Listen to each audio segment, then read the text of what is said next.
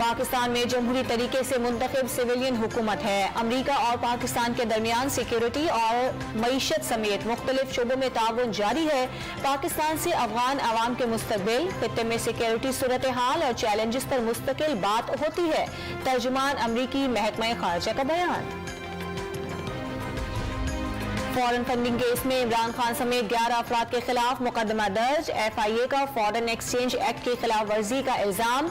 Account गैर कानूनी तौर पर ऑपरेट करने की इजाजत देने पर बैंक मैनेजर भी मुकदमे में शामिल। अबराज ग्रुप ने तहरीक इंसाफ के अकाउंट में $21 लाख भेजे। वोटन क्रिकेट क्लब से मजीद 2 अकाउंट्स में भी रकूम मौसूल हुई। FIR का मतन।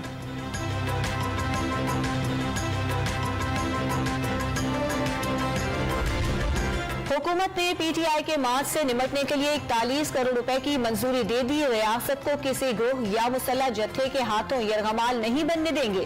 विफाक पर गैर कानूनी चढ़ाई रोकना सूबाई हुकूमतों की आईनी जिम्मेदारी।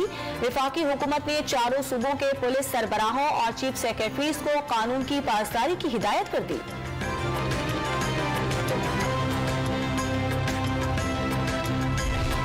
ज़िमनी और बल्दियाती इंतखाबात मुकर्ररा वक्त पर होंगे। इलेक्शन कमीशन ने विफाक की इंतखाबात मुलतवी करने की दरखास्त मुस्तरद कर दी। कौमी असम्बली के ज़िमनी इंतखाब 16 अक्टूबर और कराची के बल्दियाती इंतखाबात 23 अक्टूबर को ही होंगे।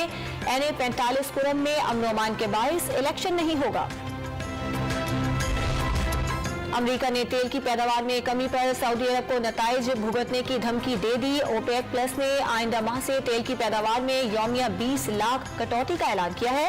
पैसे से तेल की कीमतों में इजाफे का खदशा है। जहन में क्या है ये नहीं बताऊंगा, मगर सऊदी अरब को नताइज भुगतना होंगे।